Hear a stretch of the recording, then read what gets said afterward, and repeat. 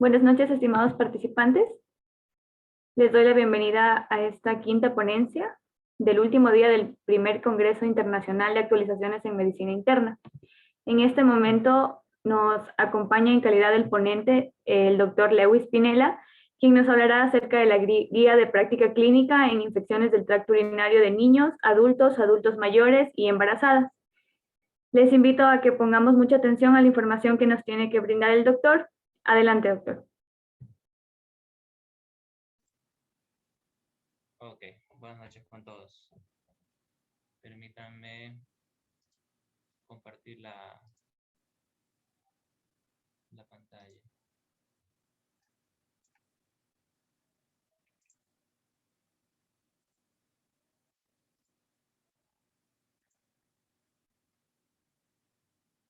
Ahí sí se puede visualizar la pantalla, ¿no? Sí, doctor. Ok. A ver, creo que ya me estoy pasando.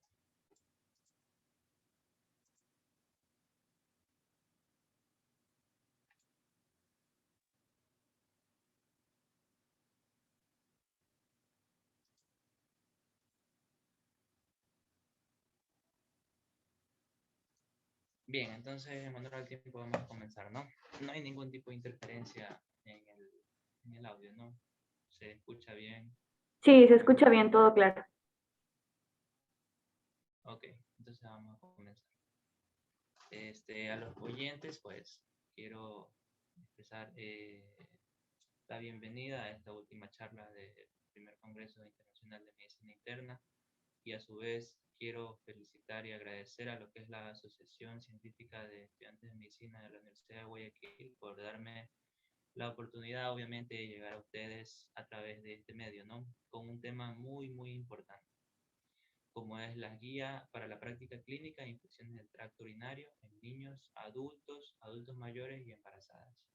Felicitar también a los oyentes, ¿no? Que están presentes, más que todo teniendo en cuenta el horario. Entonces, vamos a comenzar, ¿no? Este es un tema muy importante tanto para la consulta externa como para la atención hospitalaria. Porque Doctor, disculpe que le interrumpa. Lo que sucede es que de un momento a otro se comenzó a escuchar muy bajito el audio. A ver, ahí sí me escuchan. Sigue un poco bajito, la verdad. No sé si sea por los audífonos, Déjenme, de acercar un poco más el micrófono. déjenme ver.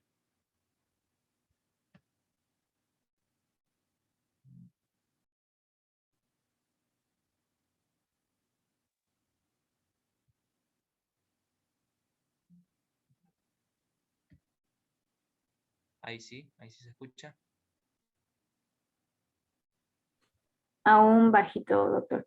Bien bajo. Sí. Y ahí sí se escucha. Para acercarme más.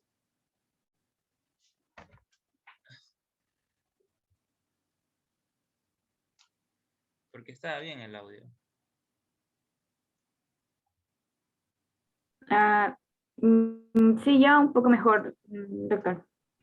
Ahí sí se escucha. Sí, un poco mejor ya se le puede escuchar. Déjenme ver si a lo mejor es el aire.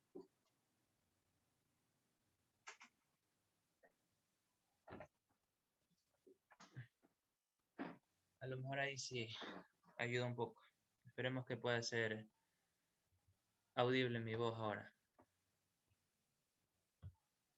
Sí, ya mejoró la situación del audio, doctor. Ok. Bueno, mil disculpas entonces por el inconveniente presentado, ¿no? Vamos a continuar en honor al tiempo, ¿no? Porque ya está un poquito tarde. Entonces, y me había quedado, pues para los oyentes, para los que me conocen y para los que no, pues mi nombre es Lewis Pinela Mejía, soy médico general de la Universidad de Guayaquil. Este, el tema que el día de hoy vamos a hablar es sobre la guía práctica clínica, vamos a comenzar de nuevo, en infecciones del tracto urinario en grupos etarios específicos. En este caso hablamos de niños, adultos y adultos mayores, y una condición fisiológica que es las embarazadas. Bien, antes de comenzar, vamos a hablar sobre la definición.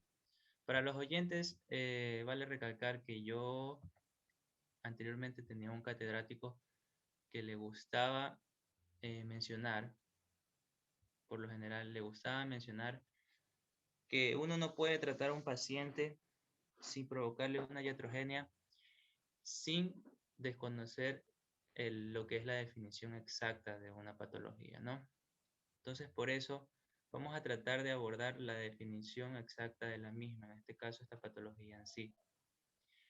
¿Y qué define a la infección de vías urinarias? Bueno, se lo considera como una condición heterogénea, ¿ya? Entiéndase heterogénea a varias presentaciones clínicas o factores que puede presentar un paciente, que a su vez va a perpetuar la presencia de microorganismos en orina, donde por lo general esta orina es un líquido estéril, ¿no? Entiéndase que no hay ningún tipo de microorganismo. Y al hablar de microorganismos, no solamente hablo de bacterias, como lo dice la mayoría de la bibliografía. Entonces, condiciones heterogéneas que van a perpetuar la presencia de microorganismos en orina, y que estas a su vez se acompañan mayoritariamente con síntomas urinarios bajos, ¿ya? A esto de aquí se le puede, se le puede agregar un síndrome infeccioso. Y aquí la verdad se puede ser un poco lábil en lo que es las definiciones y las denominaciones y nomenclaturas demás, porque se lo puede etiquetar como un síndrome infeccioso, un síndrome febril, un síndrome abdominal, ya depende netamente de la literatura que ustedes elijan, y también va a depender del médico o catedrático que ustedes tengan. Lo que sí habla del síndrome infeccioso es que se puede acompañar de síntomas digestivos. El síndrome infeccioso encaja netamente lo que es la fiebre. En este caso también puede abordar lo que es el dolor, el costo vertebral derecho o izquierdo, ¿ya? Que eso denota más que todo infecciones del tracto genitourinario superior.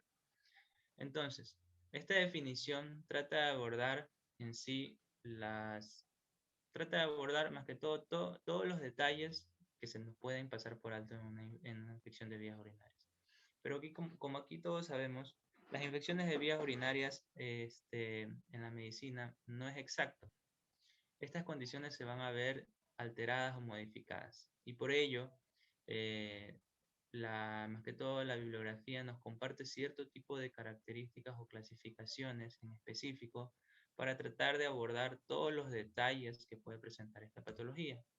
Para ello vamos a hablar de lo que es, la clasificación. Permítanme coger el puntero que no. Ok, la clasificación. Para mayor comprensión y evitar algún tipo de, más que todo, evitar algún tipo de cuerda que se nos vaya por alto, se nos pase por alto, se define o se clasifica la infección de vías urinarias de acuerdo a diferentes factores, ¿no? A su derecha tienen aquí esta representación esquemática de lo que es un aparato urinario, ya contenida obviamente por sus riñones, sus uréteres, el órgano vesical o recolector, y el que expulsa a través del mismo es la uretra, ¿no? Tanto femenina como masculina, y que iba a diferenciar ciertas estructuras anatómicas que ya sabemos, ¿no? Que difieren entre uno y otro sexo. Entonces aquí he decidido colocar una línea discontinua, ¿ya? Que me va a dar la primera clasificación de las IBU o ITU, como es de acuerdo a su localización. De acuerdo a su localización vamos a tener infecciones de vías urinarias, tanto bajas como altas, delimitada por esta línea imaginaria, ¿no? Las ITUs bajas están directamente relacionadas a afectación del uroepitelio vesical, es decir, de la vejiga. Pero recuerden que de la vejiga para abajo existen otras estructuras anatómicas, ¿no? Estructuras anatómicas que por su contigüidad o su continuidad van a verse afectadas en lo que es una infección de microorganismos, ¿no? De diferente índole, ya sea bacteria, hongo o virus. ¿Ya? Entonces también vale recalcar que existen otras afectaciones aparte de lo que es la infección a nivel de la vejiga, que se conoce como cistitis, ¿ya? También existen infecciones a nivel uretral, como es la uretritis. En el caso muy referente es las infecciones de transmisión sexual, como la infección de Neisseria gonorrhoeae, que provoca colonización específica en la uretra, y también se lo comparte la definición de IBU, que es una infección de microorganismos en el tracto genitourinario. ¿Ok? Entonces aquí tenemos un diagnóstico diferencial. Otro diagnóstico diferencial que no podemos dejar pasarlo por alto es la prostatitis. Las prostatitis se ven frecuentes en pacientes mayores a 65 años de edad, ya por uso o abuso del órgano a mención, ya, y también van a provocar cuadros clínicos similares a lo que es una infección de vías urinarias.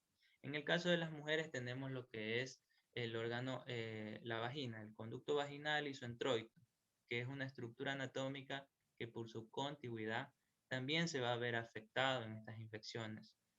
Como dato personal, he tenido muchas pacientes que no solamente me vienen con un cuadro de urinario bajo o un cuadro de cistitis, como se lo mencionó antes, sino que también tienen agregado a este un síndrome uretral externo, como es el vaginismo, leucorreas y demás, ¿no? Entonces, no solamente se comparte se lleva solamente la definición de localización baja de la IBU como la cistitis, sino que recuerden que también tenemos afectación a nivel de la uretra, afectación a nivel de la próstata, afectación del canal vaginal y su introito, ¿no? Entonces, esos diagnósticos diferenciales, por así mencionarlo, tienen que estar obviamente en nuestra mente al momento de hacer un diagnóstico. Por encima de esta línea imaginaria, ya vamos a encontrar lo que son los uréteres y vamos a encontrar el órgano sólido del aparato genitourinario, como son los riñones, ¿no? Ya es conocimiento de todos que los riñones es el órgano encargado de ultrafiltrar la sangre para formar la orina y eliminar a través del mismo lo que son las toxinas. Entonces, cuando la infección o la colonización de las bacterias asciende, ya, de forma general, porque ya voy a explicar posteriormente cómo es la etiopatogenia, llega al riñón y va a colonizar y a multiplicarse lo que es en este sitio, provocando una de las condiciones más frecuentes en la localización tipo alta, que es la PNA, que en la mayoría de las bibliografías se lo abrevia así, como para que se tenga en cuenta. Y estas son las denominadas pielonefritis agudas, ¿no?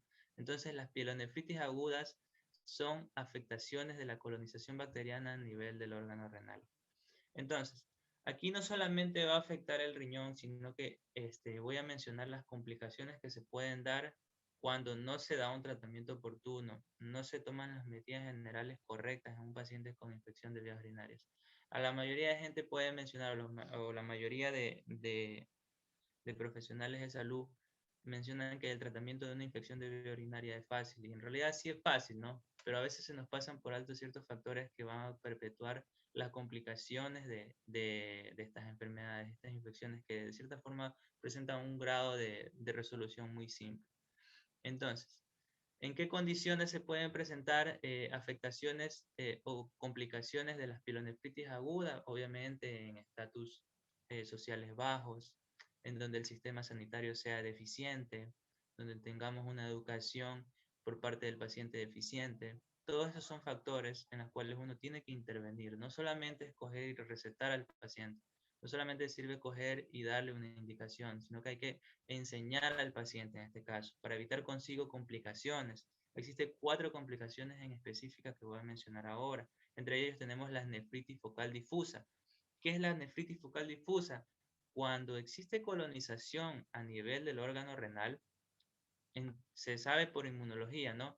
Que cuando hay presencia de bacterias van a actuar la línea blanca, en este caso de los leucocitos. Entonces, como no hay ayuda antimicrobiana, va a haber una mayor reclusión de lo que son células blancas, provocando una inflamación a nivel del órgano renal, es decir, del riñón. Y va a provocar un cuadro denominado nefritis focal difusa, provocando inclusive, si no se tiene un tratamiento oportuno, puede provocar cicatrices, que a su vez se va a provocar una insuficiencia renal crónica. Entonces, vean cómo una simple infección puede llevarme consigo una complicación tan grande como es una infección renal crónica. Otro cuadro que también tenemos aquí son más que todo las colecciones. Recordemos que las bacterias van a provocar accesos, ¿no? Y se pueden dar o se pueden provocar accesos perirrenales o accesos intrarrenales, ¿no? Esas son otras de las complicaciones que se pueden lograr siempre y cuando no se dé un tratamiento oportuno, ¿ya? También tenemos lo que son las pasado por alto lo que son los pacientes que comparten un componente agregado, ¿no? Ya voy a mencionar en la epidemiología que los pacientes diabéticos son pacientes que tienen una mayor frecuencia de presentación de infecciones de vías urinarias, ¿no? Entonces, cuando se presenta esta combinación, va a provocar una necrosis papilar, ¿ya? Aquí tenemos las papilas, ¿ya? Las papilas, recuerden que están irrigadas por la arteria renal, entonces las arterias de menor calibre son las que se van a ver afectadas en lo que es el cuadro de diabetes. Cuando este cuadro se le agrega una infección, va a provocar una necrosis, ¿ya? Esta necrosis significa o se traduce a una baja perfusión a nivel renal, provocando cuadros sumamente complicados y de una gravedad muy grande, ¿no? Esas son más que todas las complicaciones que se pueden presentar en lo que son el riñón en una presentación de IBU alta. Eso es con la localización. Para remarcar la duración, como ya sabemos, cuando es una presentación aguda, es un inicio súbito, un inicio rápido, y las complicaciones crónicas están más que todo relacionadas a anomalías anatómicas, ¿ya? Las anomalías anatómicas se van a ver muy frecuentes en personas que tienen infecciones a recurrencia, y a su vez, a través de que se hace un tratamiento deficiente, va a provocar que el cuadro clínico se perpetúe en el tiempo, provocando más que todo más complicaciones, como ya había mencionado. Ahora, aquí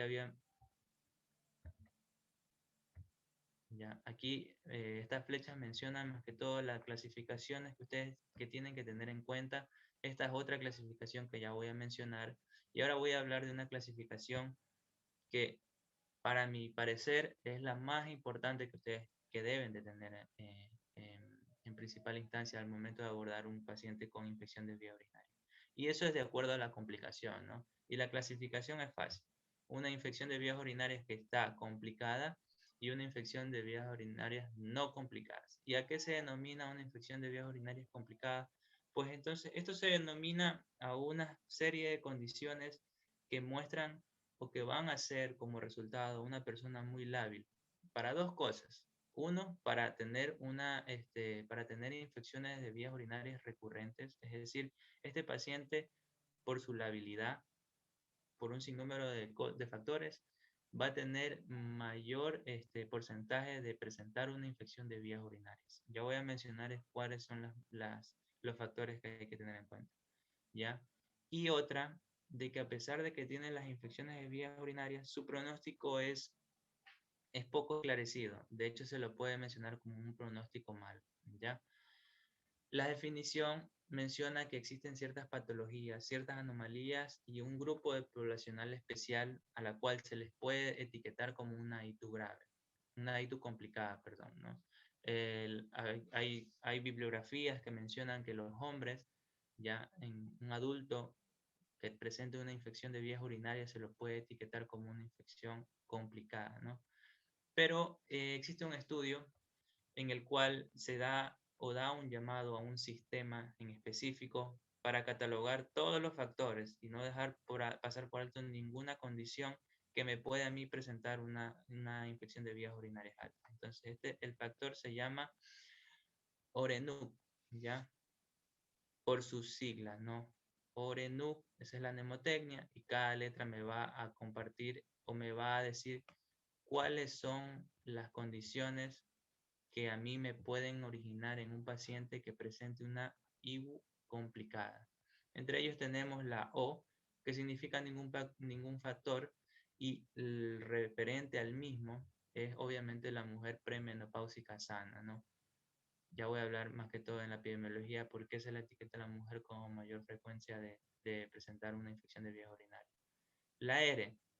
La R es un riesgo para una ITU recurrente, es decir, infecciones de vías urinarias a mayor frecuencia, pero sin riesgo de un desenlace tórpido.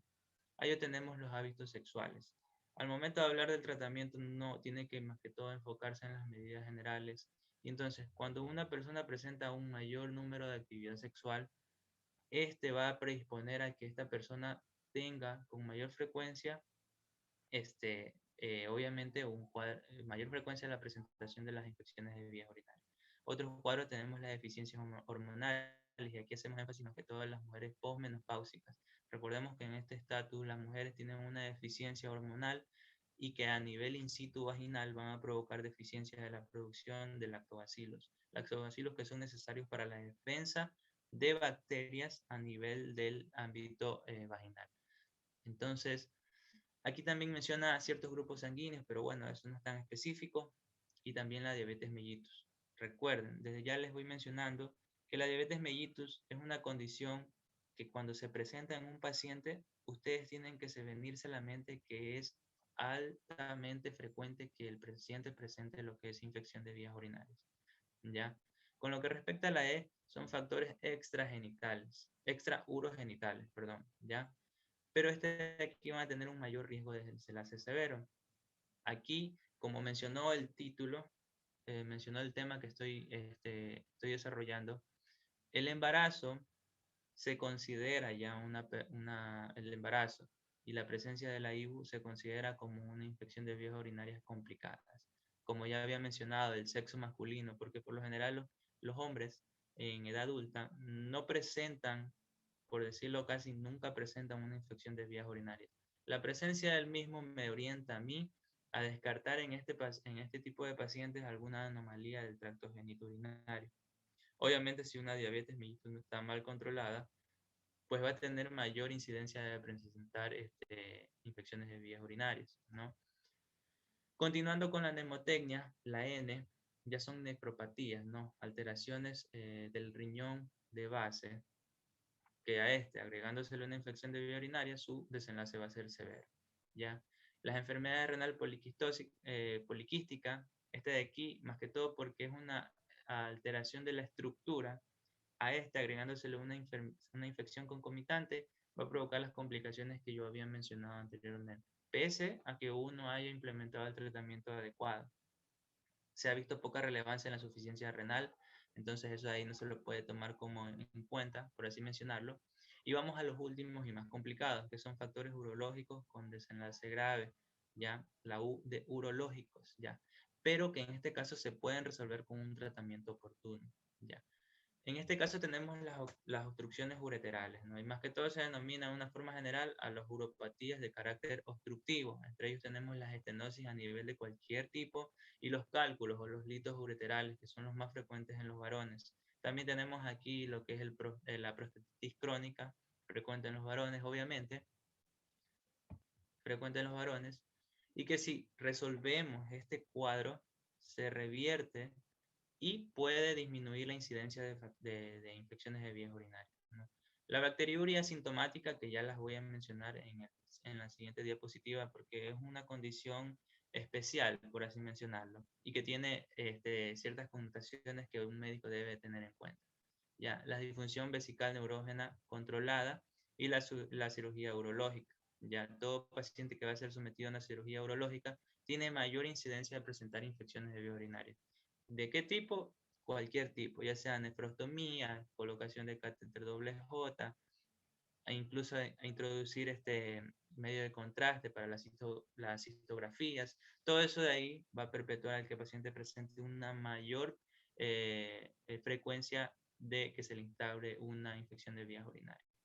Y por último, cuando el catéter es permanente o hay un factor urológico no modificable.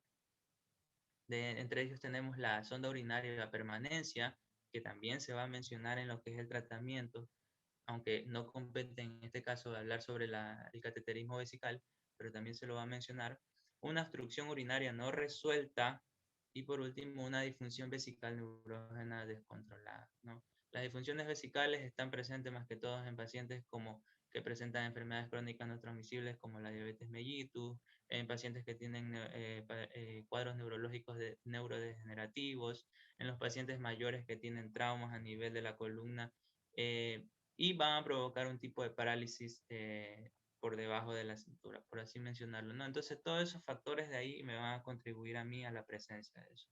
No solamente a otro tipo de presentaciones que, sino en este caso, tienen que tener en frecuencia este tipo de infección, que para mencionar en la epidemiología, la urosexia es uno de los cuadros más frecuentes en los adultos, ¿ya? Teniendo en cuenta que su foco es a nivel urogenital, ¿ya? Siguiendo con la clasificación, bueno, pues la no complicada, no vamos a andar mucho en el tema, pues decimos que es una cistitis, una pielonefritis en un paciente sin más que todo características ya antes mencionadas, ¿no? En la clínica ya sabemos que es sintomática y asintomática, ¿ya? Y esto de aquí vamos a dejarlo solamente con la premisa de que la presencia de aislamiento bacteriano significativo mayor de 10 a la quinta unidad de formadores de colonia me va a dar a mí un diagnóstico, pero siempre y cuando teniendo la premisa sintomática. Eso de ahí ya les voy a explicar en otra diapositiva. Y sintomático, obviamente ya sabemos, ¿no? En la clínica se va a ahondar más en el tema sobre el síndrome urinario, ¿no? Urinario bajo, síndrome infeccioso y demás. En lo que respecta a la recurrencia, entiéndase a la recurrencia como las infecciones de vías urinarias, ¿ya? Para que se pueda quedar el tema en cada uno de ustedes, chicos, se entiende por recurrencia a dos condiciones en específico. A la presencia de infecciones de vías urinarias, ojo, comprobadas por urocultivo, dos infecciones de vías urinarias en tiempo de 6 meses. Repito, dos infecciones de vías urinarias en el tiempo de 6 meses y obviamente comprobadas por urocultivo, me van a indicar a mí que el paciente tiene una recurrencia de vías. Y la recurrencia se relaciona directamente con la complicación, ¿ya? O también se puede decir la presencia de 3 infecciones de vías urinarias en el tiempo de 1 año, ¿ya? Esas son las dos condiciones que ustedes tienen que tener en cuenta. Ahora, si bien es cierto, la bibliografía menciona que ustedes tienen que tener un aislamiento por urocultivo para poder dar el diagnóstico, hay que más que todo relacionarnos aquí a la realidad, ¿no? A la realidad, y es que existen en ciertas zonas del país en la cual es difícil realizar un urocultivo. Entonces, se tiene en cuenta más que todo la presentación clínica. Con que el paciente me tenga 2 infecciones de vías urinarias en el tiempo mencionado, es decir, 6 meses, o 3 infecciones de vías urinarias en el tiempo de 1 año, puedo yo etiquetar al paciente como una recurrencia. Y a su vez tiene sus connotaciones o sus variaciones. Decimos cuando es recaída, cuando la primera infección está dado por una cepa y la segunda está dado por la misma cepa. Eso quiere decir que hay una reaparición de la cepa. ¿Se entiende, no? En la primera, en la segunda o en la tercera infección, el microorganismo causante de la misma es de la misma cepa. Cuando hablamos de reinfección, hablamos de una cepa diferente, ¿ya? Tanto el primer episodio de IBU como el segundo y el tercero son cepas diferentes, ¿ya? Y bueno, ¿y esto para qué me sirve a mí? Agradecer las recaídas, que son las que por lo general mayormente se presentan en estos casos, ¿no? Porque recuerden que esto es una ITU complicada, que eso en la epidemiología es bajo, pero para estos casos es la más frecuente. Y cuando hablamos de reaparición de la cepa, esto de aquí al médico condiciona a dar un tipo de actitud terapéutica diferente, porque es fácil coger un paciente con un cuadro de infección de vías urinarias y mandar un antibiótico y la infección pueda que pase o pueda que no, ¿ya? Pero cuando el paciente demuestra indicaciones, infecciones a recurrencia, esto me quiere indicar a mí que yo tengo que hacer otro tipo de planteamiento, otro tipo de accionar, no solamente coger y dar un antibiótico. En este caso aquí ya intervienen los que son los urocultivos. Y eso es lo que quiero llevar aquí a todos los oyentes.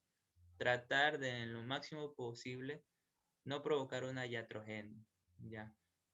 Al no tratar correctamente, al no dar las indicaciones adecuadas, yo conllevo al paciente a que se le ocasione complicaciones como las que yo había mencionado, que si bien es cierto son muy, muy pequeñas, pero se pueden dar, ¿ya? En la clínica se va a evidenciar que provocan cicatrices cuando se hace un tratamiento oportuno y también se va a provocar lo que es las resistencias bacterianas por una terapéutica antibiótica deficiente, pues eso de ahí básicamente es un punto negativo para los pacientes.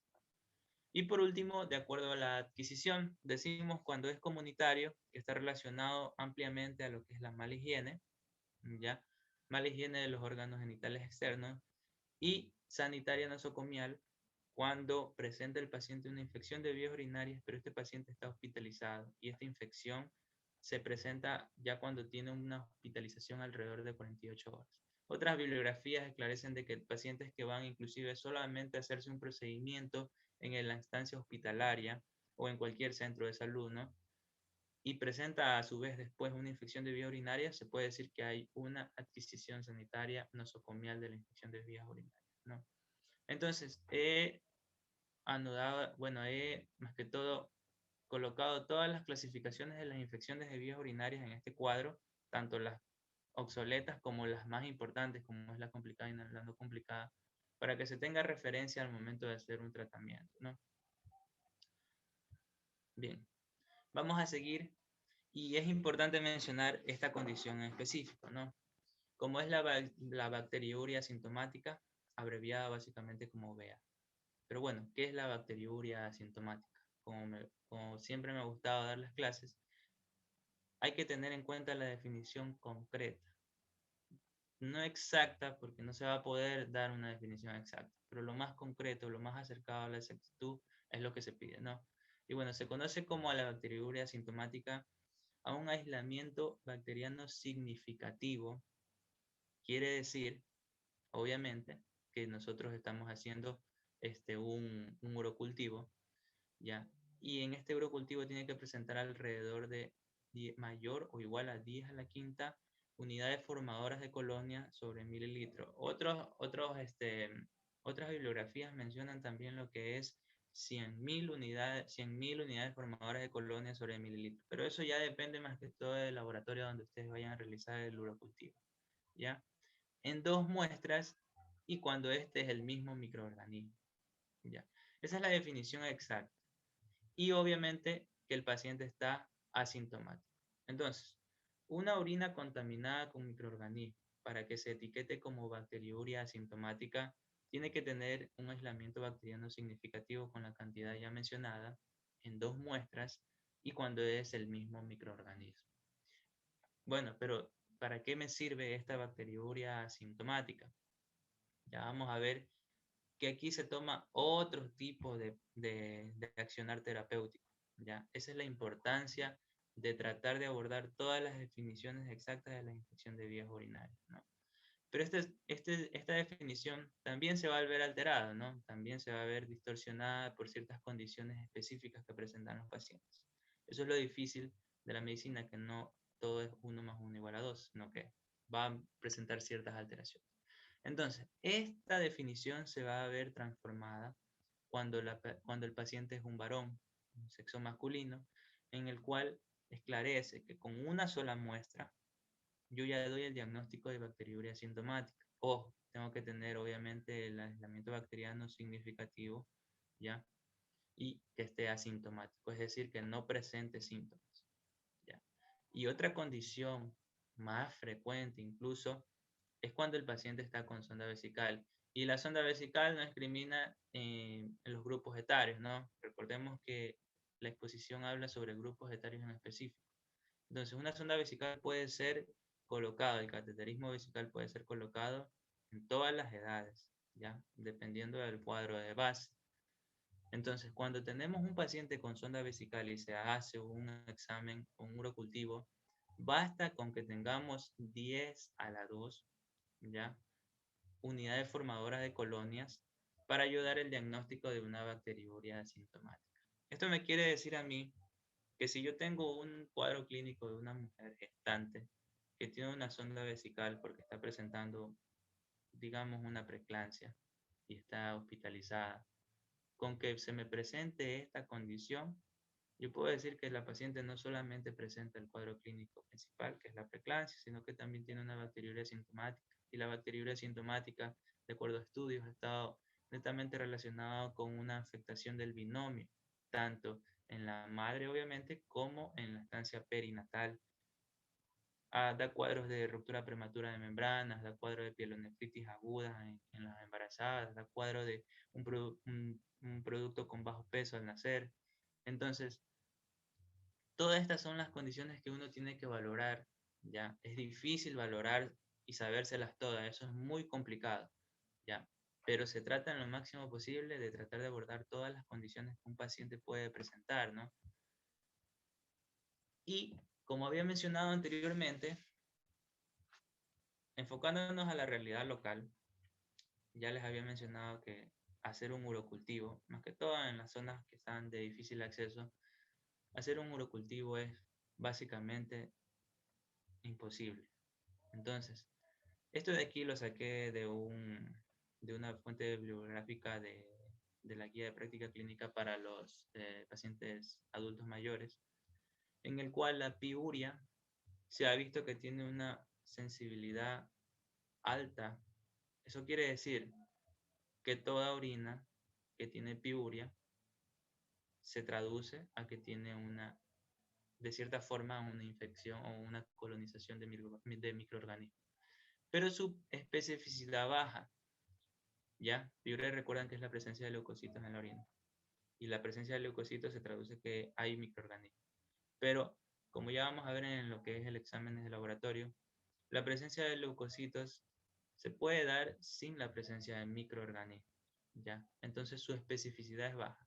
Pero si bien es cierto, eh, como médicos uno tiene que tratar de coger lo que tiene a la mano, ¿no? Entonces, se podría realizar un hemo para tratar de verificar si existe piuria, ¿ya? Y si existe piuria, podemos decir por porcentajes, porque eso es otra cosa de la medicina, que nosotros nos valemos de los porcentajes. Observamos que en las mujeres sanas, una piuria puede notar que puede presentar en un 30% una bacteriuria sintomática. En las embarazadas ya aborda la mitad, eso es la mitad de un porcentaje total, valga la redundancia, que me va a indicar a mí que el paciente puede tener una bacteriuria sintomática. Y recuerden, ya les había mencionado cuáles son las complicaciones de una bacteriuria sintomática en embarazadas. Ya estamos afectando el binomio si no tratamos ante la presencia de este cuadro clínico. En los pacientes diabéticos, si presenta piuria, en un 78% puede presentar lo que es una bacteriuria sintomática y va subiendo en otros tipos especiales como son los ancianos o adultos mayores y los pacientes que tienen sondas urinarias. Básicamente, si no tenemos a la mano un urocultivo, con la piuria ya podemos hacer nosotros un diagnóstico.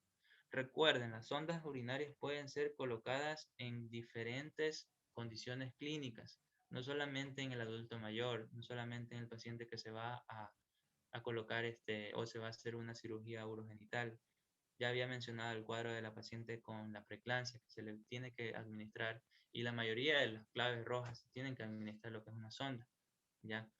Entonces, eso de ahí tienen que tener en cuenta. En lo que respecta a la etiología, aquí solamente para hacer una pequeña información sucinta de lo que es el agente etiológico principal, tenemos que la E. coli sigue siendo el microorganismo principal en el 80%. Otras enterobacterias como la Klebsiella pneumoniae y los Proteus mirabilis también van a provocar infección o colonización del tracto genitourinario y esto van a provocar diferentes tipos de características al momento del hemo, ¿ya? Pero también se ha visto la colonización de bacterias gram positivas, como son los enterococos y los estafilococos coagulasa negativos, ¿ya? Y esto de aquí está más relacionado a lo que es a lo que son focos en otras partes que van a colonizar el aparato genitourinario. Eso lo vamos a ver más en lo que es la etiología, para que se tenga en cuenta. Aquí solamente para recalcar, este es una guía de España para pacientes pediátricos y solamente vamos a demarcar los grupos etarios a mención, no a los que ya tenemos que tener en cuenta. Las embarazadas, si se dan cuenta, tienen una alta frecuencia de presentar infecciones bacteriurias asintomáticas. A su vez, los ancianos también tienen una alta frecuencia, si se dan cuenta que tienen una alta frecuencia, ¿ya? Abordando casi hasta el 50%.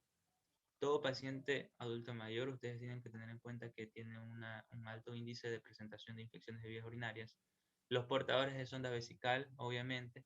Cuando son de larga duración, aquí se lo divide en tiempos, ¿no? Menor a 30 días, corta duración, por ende van a tener un menor o una menor probabilidad de hacer infección de vías urinarias. Y de larga duración, cuando son mayor o igual a 30 días, su porcentaje es casi total. Este paciente sí o sí va a tener una infección de vías urinarias. ¿Qué tipo? Bueno, no lo sabemos, depende de la presentación del cuadro clínico. Ya. Los hemodiálisis también, pues recuerden que otro tipo de etiopatogenia o de fisiopatología es la vía hematógena, como ya había mencionado. Existe otro foco en el cuerpo que va a colonizar a través de la sangre las vías urinarias. Este es de la guía de las infecciones de vías urinarias en los adultos mayores, y aquí hay que demarcar estas importancias, ¿no? Las anomalías genitourinarias de tipo anatómicas y funcionales. Las anatómicas en el varón, característicos de las hipertrofias prostáticas, que van a provocar uropatías de tipo obstructivos. Ya, las uropatías de tipo obstructivos me van a provocar a su vez residuo miccional, y este residuo va a perpetuar a la formación, colonización y aumento de las bacterias. En lo que respecta a las mujeres, las adultas mayores, es muy frecuente ver cistoceles o prolaxo uterino. Esas son las dos condiciones quirúrgicas frecuentes en las mujeres. Entonces, estas personas, estas pacientes que vienen a nuestra consulta y presentan este tipo de cuadros, estaría bien hacerle una exploración sobre el aparato genitourinario para evitar consigo o dar un tratamiento precoz y obviamente un pronóstico favorable. Es decir, yo me tengo que encargar de quitar esa infección de vías urinarias para que el cirujano venga y haga un procedimiento quirúrgico de forma más limpia, por así mencionarlo, y evitar complicaciones. Ya. Y por último, ¿por qué se menciona tanto que las mujeres embarazadas tienen una mayor frecuencia de presentar infecciones de vías urinarias? La fisiopatología es exacta y es clara en este punto, ¿no? Existen 3 puntos en específico por las cuales la mujer gestante presenta una infección de vías urinarias. El primer punto es la compresión mecánica, y este está dado por el crecimiento uterino. Cuando el útero crece, va a provocar una compresión mecánica a nivel de las estructuras del aparato genitourinario, que se traduce o que tiene una cierta homologación a un tipo de uropatía obstructiva, es decir, puede obstruir los uretes, puede comprimir lo que es la vejiga, y esta compresión mecánica va consigo a traer que a la paciente presente mayor cuadros de infecciones de vías urinarias. El otro es la acción de la progesterona. Recordemos que el embarazo es un juego regulador de hormonas, ¿no? En donde la progesterona cumple un papel importante en lo que es el mantenimiento del embarazo, pero también actúa a nivel de la musculatura lisa, provocándole dilatación. Y se menciona en ciertos cuadros, en cierta bibliografía, que la dilatación más que todo de los uréteres, va a provocar un mayor aumento del ascenso de las bacterias. Y esto a su vez se traduce a un mayor número de infecciones del tracto genitourinario. Ya. Y por último, el pH urinario. El pH urinario se va a ver alterado. Que todo mencionan que se puede tener un pH ácido. Y el pH ácido condiciona que la orina sea un ambiente perfecto para mayor presencia de colonización de bacterias. También se agregan lo que es las aminosidurias o las glucosurias, que son condiciones que se presentan, ¿no? Esas son las alteraciones fisiológicas normales, por así decirlo, alteración fisiológica, o las alteraciones que se presentan en los pacientes gestantes normales, ¿no? Entonces, tener en cuenta, muy en cuenta lo que es la bacteriuria sintomática, que ya la voy a mencionar o la voy a tomar después al momento del tratamiento. Lo que respecta a la epidemiología voy a hacer rápido, ya, pero antes de mencionar la epidemiología, quiero hacer a mención lo que es la uretra, ya. ¿Por qué las mujeres tienen una mayor predisposición de presentar eso? Entonces, como observamos aquí en la imagen a su izquierda, la uretra es la estructura anatómica del aparato genitourinario que continúa del órgano vesical, ¿no? Esta uretra va a tener dos esfínteres, un interno y un externo, que es el que por lo general nosotros controlamos. Aquí, cuando se ven alteraciones del esfínter externo, se provocan las incontinencias. Cuando uno no puede controlar el esfínter, este esfínter no cumple su función normal y la orina sale sin previo aviso, por así mencionarlo, ¿no? La uretra Está revestida por un uroepitelio pseudoestratificado cilíndrico ciliado, estructura más que propicia para que las bacterias colonicen este tipo de tejido, ¿ya? Y en el hombre tiene agregado lo que es el órgano de la próstata, y en la mujer obviamente está ausente ese tipo de órganos. Lo que diferencia también la uretra es la longitud. El hombre puede tener una longitud hasta 20 centímetros. Y esto estoy hablando básicamente de una persona adulta, ¿no? ¿Ya? Y en la mujer puede llegar de 3 a 3.5. ¿Ya? Estas características, más que todo por la longitud y por el epitelio recuerden que es pseudoestratificado, cilíndrico ciliado, me van a predisponer ciertas condiciones epidemiológicas. Vamos a ver que la mayoría de la bibliografía menciona que la predisposición del sexo en cuestión a las mujeres es mayor, es abrupta, por no mencionar un 100%. Es rarísimo, como menciona aquí, es infrecuente ver una infección de vías urinarias en los hombres menores a 50 años. Lo vuelvo a mencionar, todo adulto varón que presente una infección de vías urinarias se lo debe etiquetar como una IBU complicada, porque eso me obliga a mí a descartar algún tipo de anomalía, ¿ya? Eso tengan en cuenta siempre. Que un hombre vaya con una infección de vías urinarias, tiene que tener algo más de base. O puede tener algunos tipos de hábitos que van a perpetuar la presentación de una infección de vías urinarias. Pero continuemos. Vamos a ver que también es frecuente en menores de edad y está relacionado netamente por la deficiencia del aparato inmunológico de los pacientes menores de edad, valga la redundancia, y que también se ve frecuente en el sexo femenino. Ya es frecuente, ya conocen la razón por la cual las mujeres embarazadas presentan infecciones de vías urinarias. Los ancianos por presentar mayor predisposición a la presentación de uropatías obstructivas, tienen mayor predilección a presentar cuadros de infecciones de vías urinarias. En lo que respecta a las enfermedades crónicas no transmisibles, el que tenemos que tener en cuenta es la diabetes mellitus. Cuando tenemos un paciente con diabetes mellitus, ya sabemos que debemos etiquetarlo como una infección de vías urinarias complicadas. Y por último, ¿cuáles son las condiciones de acuerdo a su localización en cuestión a frecuencia? Se menciona que las cistitis son mayoritariamente más frecuentes que las pielonefritis crónicas, las pielonefritis agudas. Y estas, a su vez, son más frecuentes en las mujeres, ¿ya? Entonces, eso con la epidemiología. No voy a mencionar porcentajes, porque el porcentaje va a variar de acuerdo a la realidad local. Entonces, en ciertas partes vamos a tener porcentajes diferentes, más que todo a diferencia y a relación a nuestra realidad local. Continuando, solo para mencionar y porque el tema lo amerita,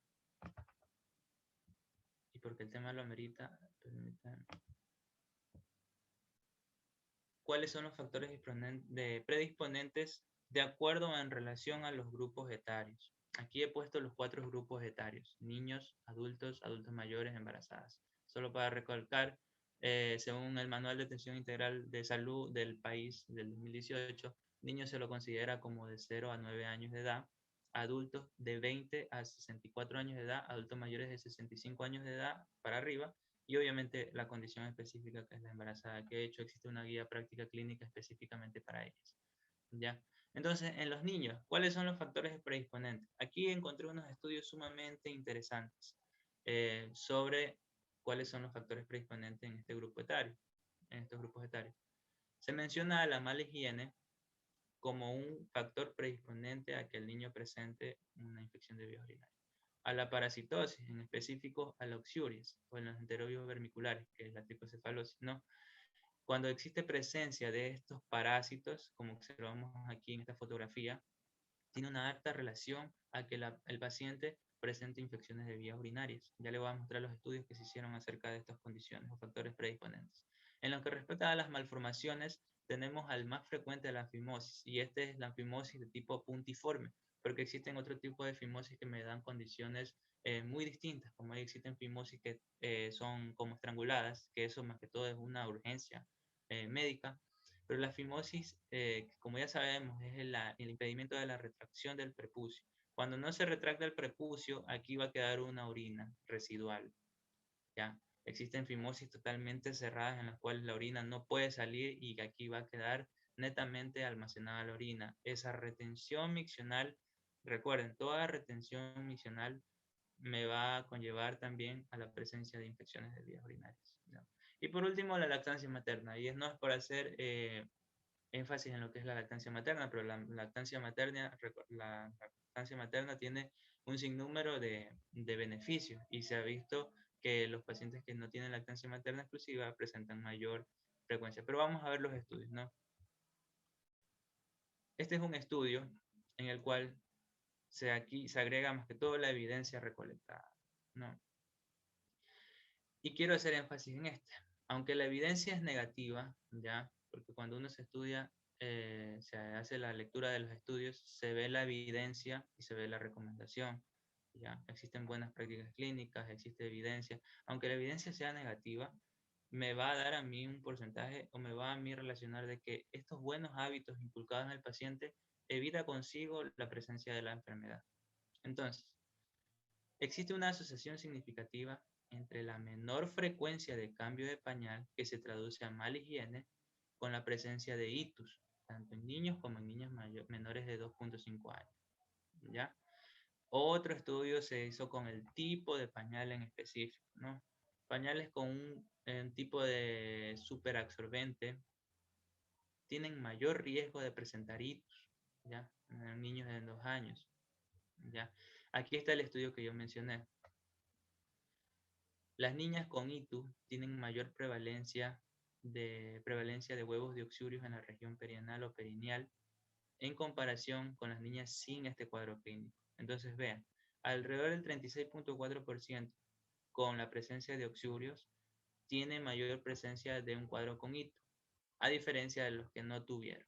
¿Ya? A pesar de que es poco el porcentaje, ojo, tienen que tratar de implementar buenas condiciones o buenos hábitos en los pacientes para evitar no solamente la infección de vías urinarias, sino un sinnúmero de patologías que pueden presentar. Este es el estudio con la lactancia materna, ¿no? Aquí menciona que los niños, el riesgo de la primera ictus febril aumenta en niños y niñas que no recibieron lactancia materna, a comparación de los que sí recibieron una lactancia materna exclusiva, ¿ya? Entonces, esto solamente para que quede a colación de que la lactancia materna, por aumento o por fortalecimiento de lo que es el sistema inmune en el niño, va a provocar consigo un factor de protección, por así mencionarlo. Otros autores mencionan que al nosotros mejorar, recordemos que la lactancia materna tiene un factor de crecimiento enterocítico y va a perpetuar el crecimiento de las vellosidades intestinales. Cuando estas vellosidades se van a ver desarrolladas completamente, va a evitar consigo cuadros de obstrucción, ¿ya? Obstrucción o colonización. Recordemos que la E. coli proviene del aparato digestivo y cuando estos órganos o estructuras se ven desarrolladas completamente, pues obviamente se va a disminuir la infección de vías urinarias. Ese es otro tipo de hipótesis que se plantea en los estudios, ¿ya? Con lo que respecta a los adultos, ya sabemos, paciente femenino que puede presentar infecciones, el estreñimiento también por la retención y la colonización de las bacterias. Como enfermedad crónica no transmisible tenemos la diabetes. Hago aquí énfasis porque ya tenemos pacientes con edades de 30 a 40 años que ya presentan diabetes mellitus, ¿ya? Y las cirugías urológicas. Pongo así en forma general, ¿no? Porque existen un sinnúmero de cirugías a nivel del aparato genitourinario. Todos estos pacientes, todos estos factores van a predisponer a la aparición de la enfermedad. Con los adultos mayores, solo mencionar las sondas, uropatías obstructivas, ciertos tumores como el tumor de vejiga, que puede condicionar a la presencia de infecciones urinarias, las enfermedades crónicas transmisibles, ya, la posmenopausia por disminución de la actividad estrogénica in situ vaginal y las cirugías urológicas y ginecológicas muy frecuentes, como es el cistocel, el prolapso uterino, como vemos acá. Acá está el cistocele, que son condiciones muy frecuentes en los adultos mayores. Y si estas condiciones están frecuentes, las infecciones de vías urinarias también van a estar frecuentes. Lo que quiere decir que no solamente tengo que abordar este cuadro en específico, sino que también tengo que abordar la infección que trae consigo. Y por último, las embarazadas, ¿no? por su proceso fisiopatológico como la compresión mecánica, la actuación de los prostágenos y la alteración del pH urinario. Ahora vamos a hablar sobre la etiología, ¿ya? Y la etiología, he publicado esta tabla aquí, un estudio realizado en España, en el cual se usaron infecciones no complicadas, ¿ya? Y su universo fueron de 650 pacientes. ¿Cuál es el agente etiológico más encontrado? Es la E. coli en el 79.2%. Otras enterobacterias tenemos muy frecuentes también, es el Proteus mirabilis y la Klebsiella pneumoniae. Grábense esos dos, el Proteus mirabilis y la Klebsiella pneumoniae también se ven frecuentes en la colonización del tracto genitourinario. Y la presencia de los mismos, recuerden, cuando no es normal una condición, inclusive si es patológica, me obliga a mí a tratar de descartar otras condiciones consigo, como es el caso de las infecciones en los hombres, ¿no? Esto de aquí me quiere indicar a mí que puede ser un paciente inmunodeprimido, que hay fístulas, bueno, sin número de condiciones más. Pero también se encuentra lo que son bacterias gram positivos, ¿no? Pero esas en menor instancia. Tenemos el Staphylococcus saprophyticus en un 4.5% y el Streptococcus galactans en 1.8%. Y he decidido agregar la Gardnerella vaginalis.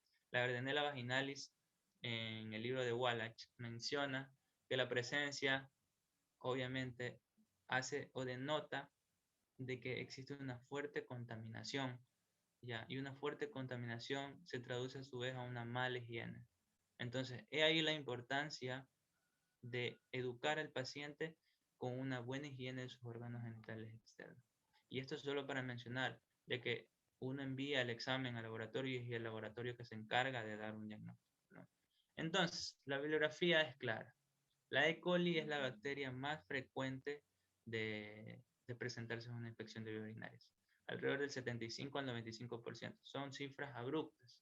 Es decir, todo paciente con IBU, yo tengo que tener en mente de que el paciente va a tener una colonización de E. coli, ¿ya? Y entonces ahí entran los otros cuadros, ¿no? Los otros factores que uno tiene que tener en cuenta. Aquí observamos una microscopía óptica, ¿ya? Sin centrifugar, en el cual se hace la tinción de Gram para dividir. Y esto de aquí puede ser un factor a favor del médico. Si no tenemos a la mano un urocultivo que me diga que la bacteria es la E. coli, podemos hacer una tinción de Gram. Y aquí tenemos una tinción hematoxilínica, ¿no? Ya, es rosado, eso quiere decir que es negativo, ¿ya?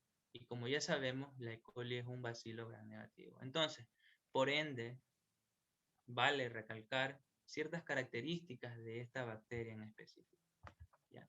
Entre ellos tenemos las que más importan, que pertenecen a las familias de las Enterobacteriaceae, que es un bacilo gram negativo, como observamos aquí en la imagen, un bacilo gram negativo, anaerobio facultativo, que tiene diferentes proteínas. Tenemos las proteínas somáticas, que son de 176 proteínas, las flagelares, que son 112, como observamos aquí, ¿ya? Y las capsulares, que se la denominan, que son 60. Esos números, para no andar tanto en el tema, cuando se hacen las combinaciones de este tipo de proteínas, se hace la clasificación extensiva. Aquí viene lo que son las E. coli enteropatógenas, enterotoxígenas, y es la combinación básicamente de estos de aquí. O sea, solo para que se tome en cuenta. Otra estructura, y esta sí es la más importante a marcar en las infecciones biourinarias, son las fimbrias, como observamos aquí. Se observa aquí en la gráfica estos pelitos, por ello se denomina fimbria o pili, son las encargadas de la adherencia al uroepitelio. Cuando hay adherencia, hay colonización, hay ascenso y hay la presentación del cuadro clínico. Y por último, no es formadora de esporas. Entonces, esas son las características básicas de la E. coli, ¿ya? Características esenciales para provocarme una hepatiogenia más que marcada, más que estudiada y que se las voy a mencionar. Como ya sabemos, la colonización de la misma tiene dos vías, una ascendente, que es en el mayor porcentaje, y otra hematógena. Hematógena quiere decir que el paciente presenta una infección en otro foco, en otro órgano. Un ejemplo, puede tener una infección en un foco neumónico, en los pulmones, por así mencionarlo. Este paciente es inmunodeprimido, esta bacteria ingresa al torrente sanguíneo y a través del torrente sanguíneo llega al órgano genitourinario. Entonces esa es la vía hematógena, como para que se tenga en cuenta cómo es la etiopatogenia en sí. Pero la etiopatogenia no solamente está demarcado por la vía de ingreso, ¿no? La etiopatogenia está marcada por factores protectores y bacteriológicos, ¿ya? Y por último he marcado aquí el reflujo vesicoureteral. Cuando existe un desbalance en estos de aquí, se va a provocar la infección y la presentación del cuadro clínico. Entonces, vamos a marcar los factores protectores, y esto es importante. Los factores protectores son los factores que presenta el paciente para defensa de la colonización de la bacteria. Existen unos receptores que por inmunología nosotros lo conocemos, que son los receptores TOL. En este estudio, bueno, se ha hecho un estudio de los receptores en específico en el cual tenemos 11 receptores TOL involucrados en la etiopatogenia de la E. coli. Ya. Hay 3 en específicos a su vez que intervienen en el factor protector de la etiopatogenia. Tenemos el factor 2, el receptor 2, 4 y 11. No es necesario aprendérselo de memoria, pero sí es importante conocer un poco su etiopatogenia, porque cuando llega la bacteria y se adhiere a los receptores, estos receptores van a ser los encargados de provocar la cascada inmunológica de una forma muy general. Se ha visto que en la bacteriuria asintomática, recuerden que la bacteriuria asintomática, valga la redundancia, no presenta síntomas, pero hay una colonización bacteriana. Entonces se ha visto deficiencia de este tipo de receptor. Por ende, se acepta de que existen condiciones genéticas y ojo que recién lo menciono, existen predisposición genética a presentar un cierto tipo de infecciones de vías urinarias por alteración de los receptores TDL. ¿Ya? Y recuerden que estos de aquí a su vez son dados o formados por genes. ¿Ya? El factor inmunomodulador o receptores que ayudan a lo que es la quimiotaxis de la línea blanca, en específico es la interleucina 8. Se expresa esta interleucina y va a provocar una atracción de lo que son la línea blanca al sitio para poder combatir la infección, ¿ya? Otro tenemos lo que es la proteína de Tan-Horvath. La proteína de Tan-Horvath es una proteína que se sintetiza en el asa ascendente de Henle, ¿ya? En el asa ascendente de Henle. Perdón, en el asa ascendente de Henle. Esta proteína tiene funciones en específico. Primero tiene funciones inmunomoduladoras. Ayuda en la modulación y regulación de la reclutación de bacterias, ¿ya? Otro también tiene cierto tipo de actuación en adherirse a las fimbrias. Se adhiere esta proteína y actúa como una estructura presentadora de un antígeno. Entonces, ahí la importancia de esta proteína también, que se la puede pedir en los exámenes de laboratorio, pero que de cierta forma en esta condición patológica no tiene tanta relevancia clínica. Esto tiene más relevancia en otros cuadros patológicos. Y por último, el acto de la micción es otro tipo de factor protector, porque el simple hecho de que la orina fluya normalmente a través del tracto genitourinario va a provocar un tipo de barrido, ¿ya? Cuando este tipo de fluido se ve alterado, ¿ya? Va a provocar consigo un desbalance en el factor protector, que a su vez se traduce a la colonización de las bacterias. Como factor bacteriológico tenemos lo que es las fimbrias, y las fimbrias demarcan 2 en específico. Y solo para mencionar, ¿no? La tipo 1 está más relacionada a infecciones netamente de vías urinarias bajas como la cistitis, y la tipo 2 es las bacterias que presentan o expresan fimbrias que van por lo general a ascender y a colonizar lo que es el órgano macizo del riñón, ya provocando la pielonefritis aguda. Y por último, existen condiciones en las cuales no existen alteraciones anatómicas. Vuelvo a recalcar, cuando un hombre no presenta alteraciones anatómicas y presenta infecciones de vías urinarias, lo que también me puede indicar a mí que tiene una alteración funcional. Este es un reflujo vesicoureteral. El reflujo vesicoureteral se da, bueno, obviamente es un diagnóstico de especialidad, pero esto condiciona que a pesar de que no hay alteración anatómica, la bacteria ascienda con facilidad y colonice estructuras altas, ¿no? Entonces, eso es con lo que respecta al agente etiológico. Vamos a continuar. Con lo que respecta a la clínica, ya tenemos el cuadro clínico especificado de lo que es la bacteriuria asintomática, ¿ya? Y la clínica, para no andar mucho en el tema, va a variar, obviamente, dependiendo de los grupos etarios. Recordemos que estamos hablando de 4 en específico. La semiología esclarece de que puede presentarse un síndrome miccional, pero ¿qué es el síndrome miccional? Es la presencia de signos y síntomas. Ya, en este caso son más síntomas. Disuria, que significa dolor al orinar, poliacuria, aumento de la frecuencia al orinar, y la combinación de ambas se lo puede notar como estranguria. ¿Ya? La estranguria es dolor al orinar, aumento en la frecuencia y una expulsión urinaria poca, ¿no? Se lo pueden denominar como inclusive una oliguria, pero no se lo toma tanto como oliguria, sino como que es una micción corta, muy poca, ¿ya? Y por último, la urgencia miccional, es la necesidad de ir al baño frecuente, ¿no? Entonces, todos estos síntomas me van a englobar consigo el síndrome miccional, ¿ya? La presencia de estos síntomas me va a demarcar que el paciente presenta una infección de vía urinaria. Es muy fácil, ojo, es muy fácil dar un diagnóstico solo con la clínica, y la clínica en sí da el diagnóstico como la mayoría de las enfermedades. Pero hay que también tener en cuenta otras cosas y tener en cuenta que en la medicina no es nada específico. Aquí he puesto sintomatología poco frecuente, como es la turbidez de la orina, ya voy a mencionar eso en el laboratorio, y un olor fétido.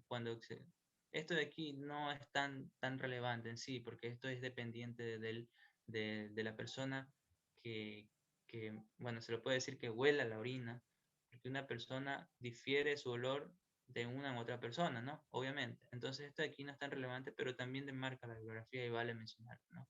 La hematuria macroscópica a veces es frecuente, como en el caso de las litiasis.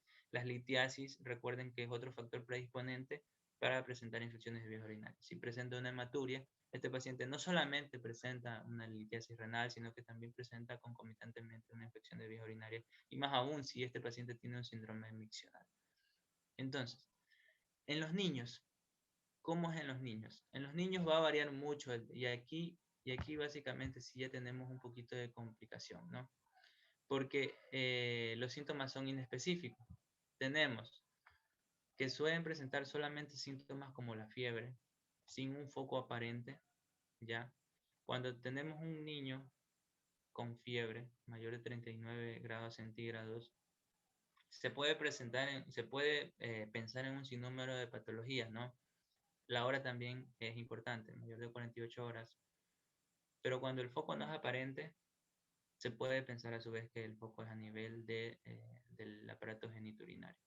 Pero esto es muy inespecífico y es como tratar de dar al diagnóstico, más que todo un tipo de diagnóstico no pensado, no planificado, sino que es a la adivinanza. Y eso por lo general no es correcto en la medicina. ¿Ya? Otros síntomas que son los inespecíficos, como es el llanto, está hiporéxico, es decir, el paciente no, el gestante no, perdón, el niño no quiere comer, náuseas, dolor abdominal. Todos esos son síntomas inespecíficos que me pueden orientar a mí a la presencia de una cistitis, ¿ya? Por eso he puesto aquí este tipo de cuadros, ¿no? Miren, este de aquí tiene una evidencia muy alta. Habla que en la población pediátrica de 0 a 24 meses de edad, la presencia de fiebre mayor al 39 grados centígrados durante más de 48 horas, como había marcado, sin foco aparente de fiebre, se puede condicionar de que es la única clínica o manifestación clínica para identificar una HIP, ¿ya? Siempre y cuando no tengamos el laboratorio a la mano, ¿ya? Otros síntomas otra cuestión que quiero demarcar es esta. En resumen de evidencia 3, una buena evidencia, se menciona que una población pediátrica en fase preverbal, es decir, que no puede el niño expresar lo que siente, bueno, se lo puede considerar así, ¿no? Existen síntomas inespecíficos, digestivos, también puede presentar ictericia, y esto de aquí, al presentar ictericia en un paciente, nos vamos a alejar mucho del diagnóstico, ¿ya? Irritabilidad, orina maloliente, falta de medro, rechazo al alimento, dolor suprapúbico y hematuria. pueden orientar esto a la presencia de un NAITO. Entonces, solo para que tengan en cuenta la complejidad de llegar al diagnóstico dependiendo del grupo etario. Yo considero que lo más difícil es dar un diagnóstico en un paciente pediátrico, porque es independiente, no hablamos con el paciente, sino que hablamos con los padres en este caso, ¿no? O el representante directo. Ahora, existen otras condiciones específicas como lo es el embarazo, ¿ya? El síndrome uretral externo, ¿ya? Eso lo cogí de un libro, hace enmarcación a lo que yo había mencionado anteriormente. Difícilmente una embarazada me va a venir con un cuadro puramente de cistitis, ¿ya? Difícilmente, ¿ya? Estos pacientes por lo general vienen con un síndrome agregado, como es el uretral externo, que es consigo o hace referencia a una vaginitis, ¿ya? De tipo bacteriana, micótica, que son las más frecuentes. A esto se le agrega leucorrea, prurito, escozor de los labios y dispareunia, ¿no? Dolor al tener actividad sexual. Entonces, no solamente me va a presentar eso es muy fácil de diagnosticar. Cuando un paciente me presenta con síntomas combinados o síntomas inespecíficos, llegar al diagnóstico va a ser un poquito más complejo, ¿ya? Con lo que respecta a las pielonefritis, ¿ya? En primer lugar, las pielonefritis pueden no tener un síndrome miccional, ¿ya? Pero lo que sí hay que marcar es que este paciente tiene antecedentes patológicos de itus a recurrencia, ¿ya? Aquí marqué las prostatitis porque las prostatitis son las condiciones patológicas mayoritariamente frecuentes para que se dé lo que es la pielonefritis y en la mujer el embarazo, ¿ya? ¿Cómo se va a ver dilucidado? ¿Cómo va a estar la clínica en las pielonefritis? Va a tener lo que son un síndrome infeccioso que lo mencionan ciertas literaturas, como es fiebre, escalofríos, un dolor lumbar, que puede semejar incluso a lo que es un falso trabajo de parto, que se los menciona también, y síntomas digestivos como náuseas, vómitos y dolor abdominal y dolor costovertebral. Esos son los dolores o los síntomas o la clínica más específica de lo que es la pielonefritis. Pero la pielonefritis se hace un contexto general, ¿no? Recordemos los antecedentes patológicos de itus, que eso es lo más frecuente en presentar una pielonefritis. Difícilmente un paciente va a tener pielonefritis pura. Eso quiere decir que no ha tenido infecciones de vías urinarias anteriormente.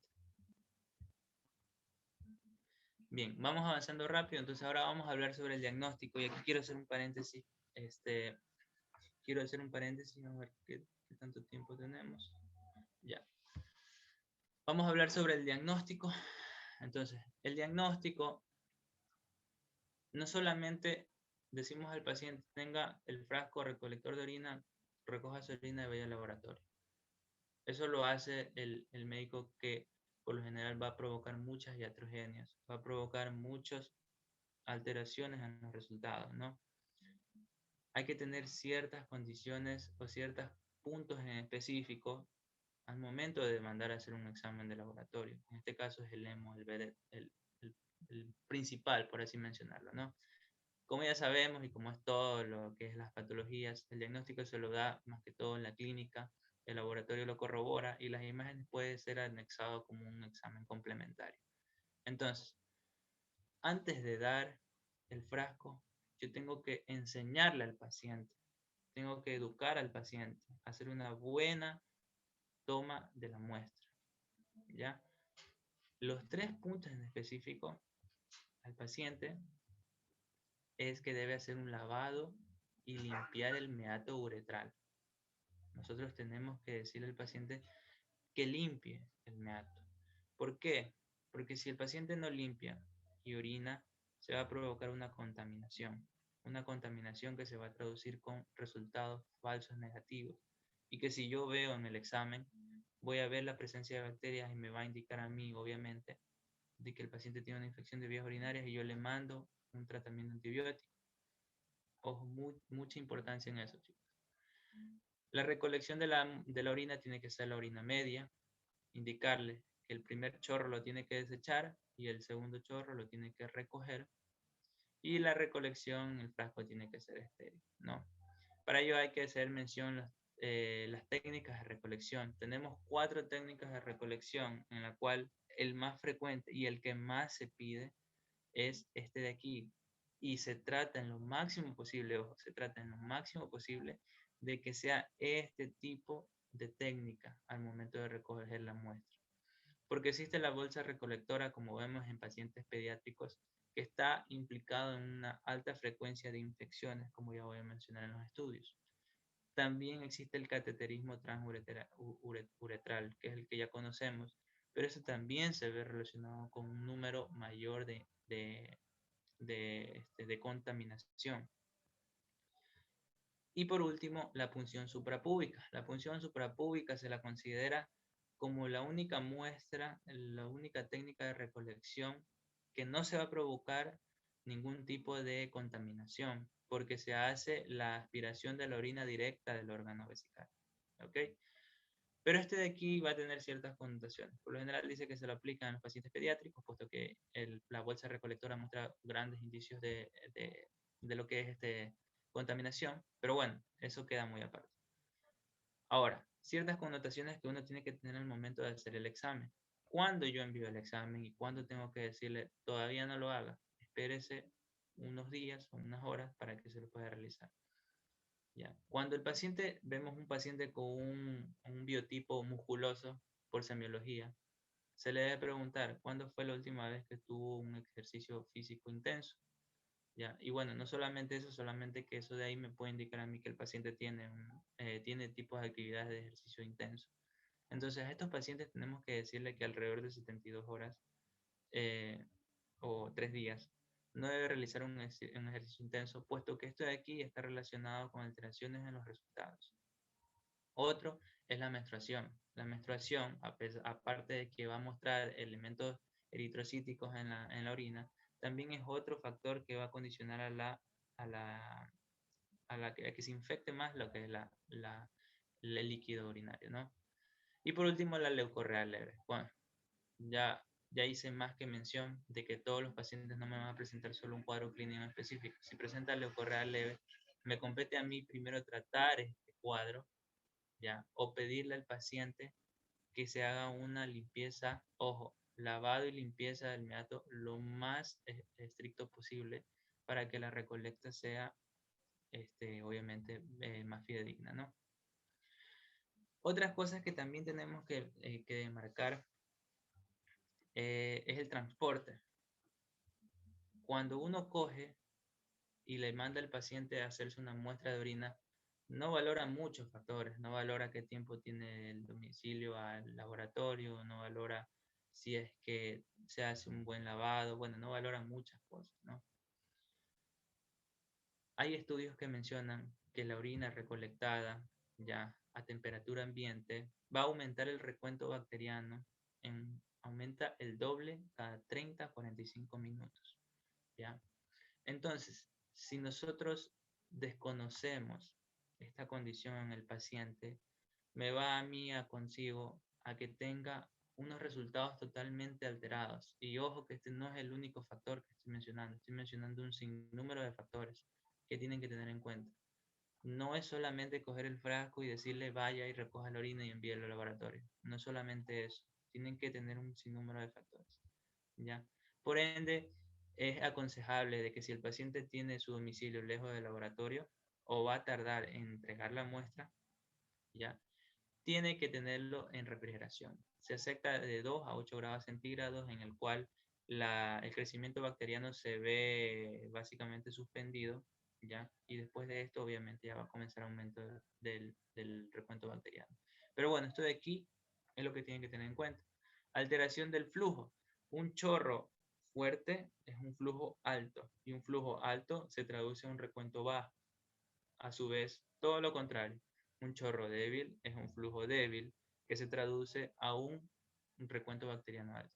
Todos estos son factores que me van a alterar a mí la presencia de datos falsos, ¿no? Las dosis altas de vitamina C. En esta condición de la pandemia hemos visto muchos pacientes que se sobredosifican vitamina C por muchas vías, enteral y parenteral, ¿ya? Y las vitaminas C se ha visto evidenciado que va a provocar falsos negativos de nitritos, ¿ya? Ya voy a mencionar en la otra presentación los nitritos, cómo intervienen en el diagnóstico de las infecciones de vías urinarias. Y por último, las tricomonas, ¿no? Las tricomonas que se presentan en la leucorrea leve, ¿ya? Va a presentarme una estereasa leucocítica positiva, nitritos positivos y estereasa leucocítica, para ya mencionar, se traduce directamente en una infección de vías urinarias, ¿no? Ya, pero bueno, ahora el tiempo vamos a seguir avanzando porque ya estamos un poquito retrasados. Pero esto de aquí sí hay que mencionarlo, ¿no? El examen clásico de lo que es las infecciones urinarias, pese a que no tenemos lo que es el cultivo, el hemo nos da un sinnúmero de datos que me orientan a mí a que el paciente tiene una infección de vías urinarias. Ya. Como ya sabemos, el hemo, o lo que se denomina un físico-químico sedimento de orina, me va a dar datos característicos. En el físico voy a mencionar rápido, a breve, datos que se pueden presentar en las infecciones de vías urinarias.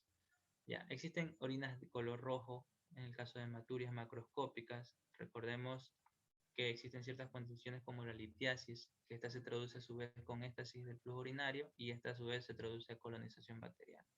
En el verde tenemos lo que son las pseudomonas. Las pseudomonas tienden de cierta forma, a provocar un tipo de tinte verde en la orina. ¿Ya? Turbio, la turbidez. Aquí tenemos en esta imagen una orina clara donde se puede ver básicamente la parte posterior y una orina turbia donde no se puede ver la parte posterior, ¿no? Pero esto de aquí no es tan específico, ¿no? Porque esto aquí lo puede dar las deshidrataciones, esto aquí lo puede dar pacientes que están con tratamiento, puede dar muchas condiciones, ¿no? Por ello, no se lo toma tanto en cuenta, pero las infecciones de vías urinarias sí pueden provocar turbidez en lo que es la orina. Y por último, el olor amoniaquial. Como ya había mencionado, eso tampoco es un factor específico de lo que es las infecciones de vías urinarias, ¿no? Entonces, en el químico, ya, en el químico voy a mencionar lo siguiente. Aquí en esta imagen observamos cómo se hace lo que es la parte química del hemo, ¿no? Consiste en la colocación de la orina en estas almohadillas, que es una tirilla reactiva que me va a dar parámetros químicos, ¿ya? Y me va a dar indicativo a ciertos grupos de enfermedades, ¿no? A ciertos grupos de factores o características, ¿no? Entre ellos tenemos que tener dos en cuenta, ¿no? La leucocitoesterasa y los nitritos. La leucocitoesterasa es directamente sintetizado por los leucocitos, valga la redundancia, ¿ya? Y si tenemos una infección bacteriana y hay reclutamiento de leucocitos, eso quiere decir que aquí hay leucocitos. Entonces aquí tenemos un punto, ¿ya? El siguiente, los nitritos. Los nitritos son sustancias productoras a partir de las bacterias. Eso quiere decir que si el paciente presenta nitritos en su hemo, me quiere decir que hay presencia indirectamente de bacterias. Entonces, estos son los dos factores principales al momento de ver un hemo. Más nada, eso es un hemo. Su sensibilidad es alta, pero su especificidad no tanto. Entonces, eso hay que tener en cuenta. Lo que sí me va a dar a mí el diagnóstico es obviamente el sedimento, ¿no? El sedimento son los elementos formes, elementos inorgánicos que se presentan en lo que es la orina. Y aquí hay que tomar en cuenta la leucocituria. Y la leucocituria se lo valida cuando hay 5 leucocitos en un campo de 40%, del 40 aumentado al 40 en un amplio campo, ¿ya? Y se presentan 5 leucocitos por campo. Ahí se denomina leucocituria, ¿ya? Lo que denomina bacteriuria es la presencia de bacterias, obviamente, ¿no? ¿Ya? Entonces, estos son los dos sedimentos que se tienen y estos son los criterios mayores. Aquí voy a mencionar criterios mayores y criterios menores. Si tenemos leucocituria y bacteriuria en el hemo, el diagnóstico es sí o sí una infección de vías urinarias. Hay que tratar al paciente, hay que dar su medicación antibiótica y las medidas generales. Pero a que si tenemos criterios menores como es la leucocitoesterasa y nitritos, y no me presenta esto de aquí, yo tengo que abordar al otro examen complementario que es el urocultivo. Pero aquí hay algo que demarcar. Pueden pacientes con hemo positivo para leucocitoesterasa presentar condiciones donde no presenten nitritos. Aquí tenemos la siguiente, ¿no? Instrumentación reciente del tracto genitourinario me va a presentar leucocitos terasa positivos, porque obviamente están dando en el tracto genitourinario. Va a provocar una inflamación, ¿ya? Pero no hay bacterias. Entonces se provoca la presencia de leucocitos terasa. Las malignidades también van a provocar reclutamiento de la línea blanca, ¿ya? Pero no hay presencia de bacterias, ¿no? Tenemos otras, las nefritis intersticiales crónicas, obviamente invasión de lo que son líneas blancas en lo que es el órgano vesical, perdón, el órgano renal, las cistitis intersticiales también, la inflamación abdominal adyacente y la contaminación con secreciones vaginales.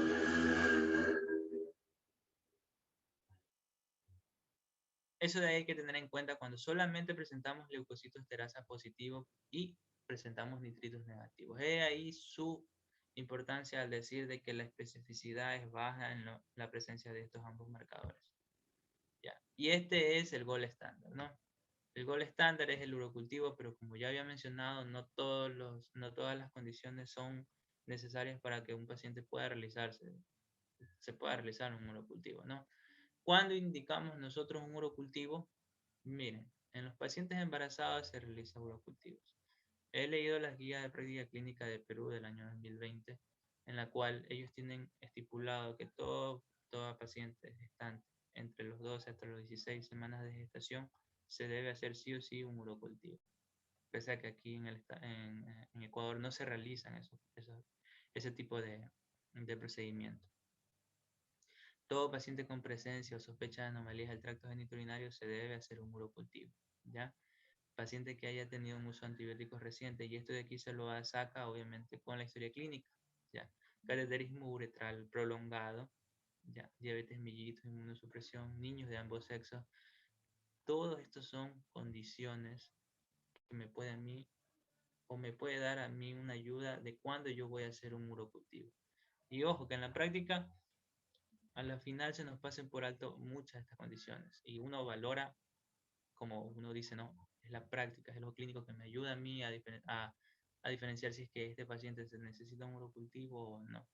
No, pero sí vale que uno se estudie las características, las condiciones donde uno se debe realizar sí o sí un urocultivo. Las pielonefritis, cuando laboré en un hospital, se trataban las pielonefritis solamente con el hemo, porque no había urocultivo, estaba en una zona muy apartada de lo que era la ciudad principal, entonces no se realizaban urocultivos, y las pielonefritis solo se lo trataban, obviamente, por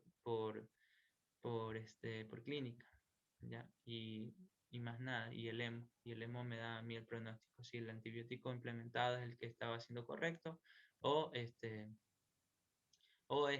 significa que debo cambiar de antibiótico, ¿no? Los urocultivos por lo general van a presentarme bacterias gram positivos. Cuando hay bacterias gram positivos, cuando hay polimicrobianos, es decir, que no hay solamente el crecimiento de un tipo de bacteria, eso me quiere a mí decir que la infección está contaminada y me obliga a mí a realizar otro tipo de urocultivo. A su vez, y esto es gastar tiempo, gastar dinero, gastar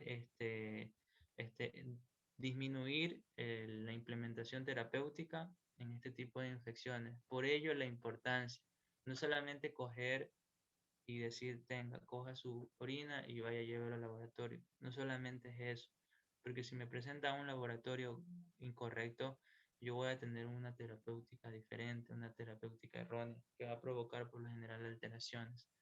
Ahí la importancia. Más que esto, me gustaría que se lleven los puntos específicos o los puntos que tienen que tener en cuenta al momento de hacer un examen de laboratorio. ¿Ya? Cuando existe cándida igual también hay que hacer, se toma o se anota que la muestra está contaminada. Y por último, cuando existen cultivos negativos a repetición, es decir, y existen, ¿no? Un paciente le da un cultivo negativo, otro cultivo negativo, otro cultivo negativo, pero el paciente me muestra la clínica de infección de vías urinarias, ¿no? Tanto altas como bajas.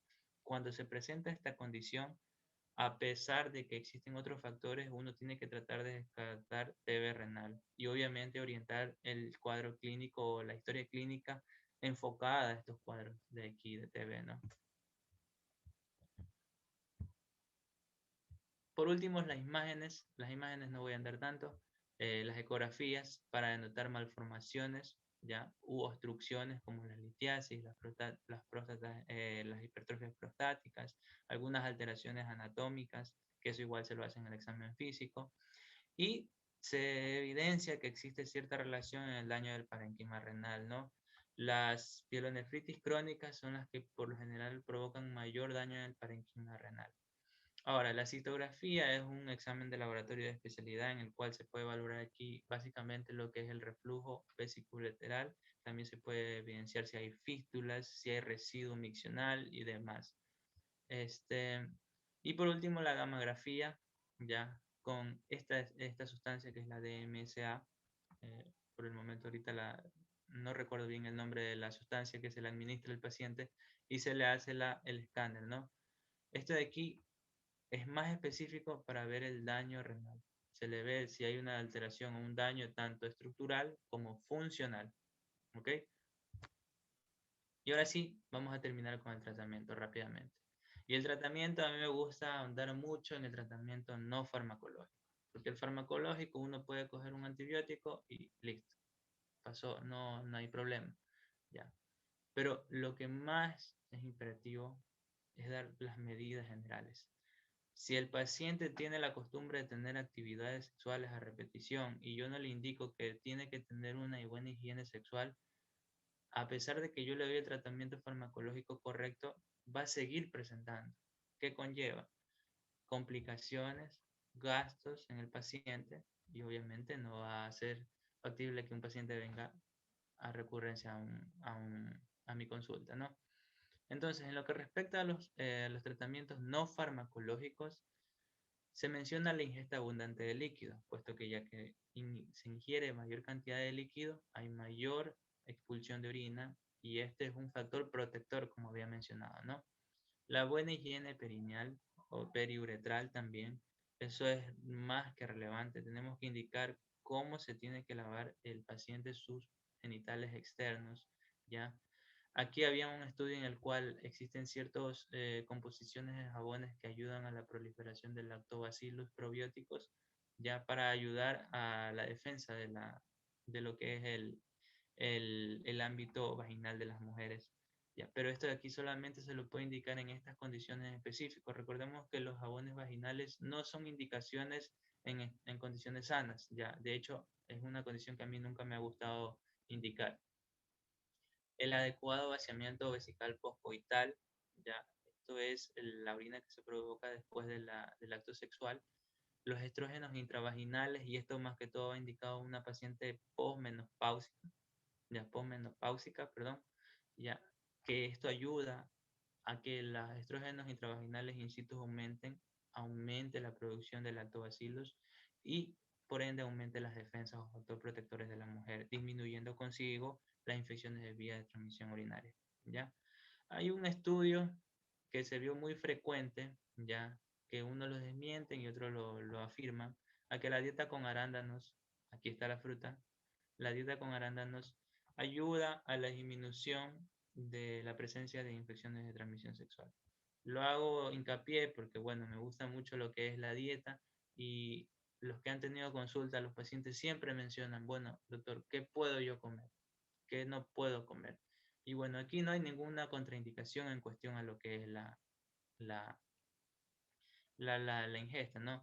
Lo que se le puede contraindicar son alimentos que tengan una base alta de lo que es vitamina C, porque esto de aquí va a alterar lo que es la concentración de la orina, va a provocar un pH ácido y a su vez va a provocar lo que es un sinnúmero de trastornos, ¿no? Para no andar tanto en el tema. Y ahí también se ha visto la presencia de lactobacilos probióticos intravaginales, también ayudan a al fortalecimiento del factor protector. Y obviamente la corrección anátomo-funcional. Si el paciente me presenta un cuadro de hipertrofia prostática, si yo solo me dedico para la infección de vías urinarias y no corrijo la hipertrofia prostática, el paciente va a seguir presentando infecciones a recurrencia. Entonces esto es lo más importante, corregir la alteración anátomo-funcional. ¿En qué diferencia con las mujeres? Aquí tenemos este cuadro sacado de la guía práctica clínica de las infecciones de vías urinarias en las gestantes, en el cual aquí menciona lo mismo, ¿ya? Abundante líquido, vaciamiento completo de la vejiga, después de tener relaciones sexuales, aseo genital adecuado, y aquí también menciona uso de ropa interior de preferencia de tipo algodón. Aquí también menciona el consumo de jugo de arándanos, como ya lo había mencionado, y los lactobacilos probióticos, ¿ya? Esas son más que todas las recomendaciones en las mujeres gestantes. Ya, aquí vamos a ver las recomendaciones en los pacientes pediátricos, ¿no? Las recomendaciones en los pacientes pediátricos, vamos a ver que existe una mayor prevalencia de vaciamiento. Perdón, déjenme mover esto. Ya. Ya, aquí vemos cómo la evidencia muestra, con una evidencia alta, de que las hitos de recurrencia se ven con mayor frecuencia en el vaciamiento inferior o infrecuente, ¿no?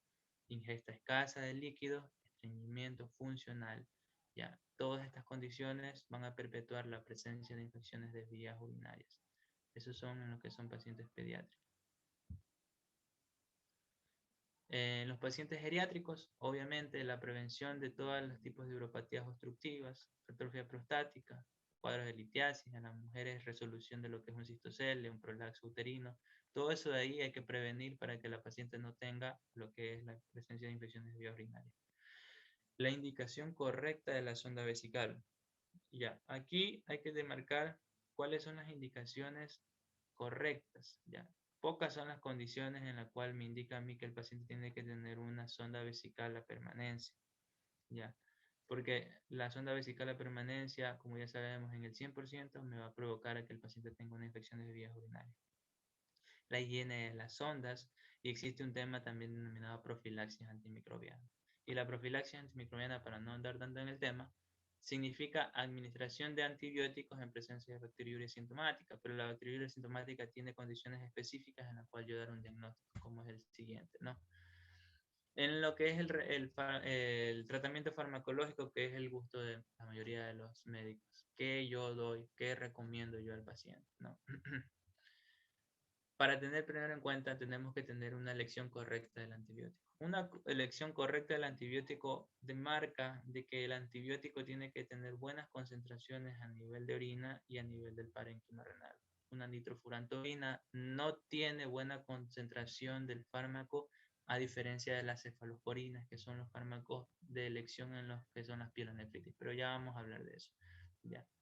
Estas son las indicaciones de la hospitalización: retención urinaria, fiebre mayor a 38 grados centígrados, imposibilidad de la ingesta oral, obviamente, hay que tratar al paciente por antibióticos vía parenteral, cuadros de sepsis, shock y las gestantes.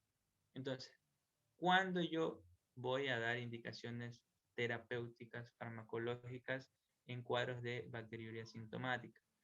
Obviamente, en las mujeres embarazadas, toda mujer embarazada con bacteriuria sintomática, tengo que tratar el cuadro. En los varones, previo a la realización de una resección transureteral de próstata, una biopsia transrectal de próstata, o cualquier paciente antes de una manipulación endourológica. Todo paciente que va a ser sometido a una cirugía endourológica o genitourinaria, se debe dar una profilaxis antibiótica, ¿ya? También se ha visto, pero de cierta forma en menor evidencia, a los pacientes con trasplante renal, ¿ya?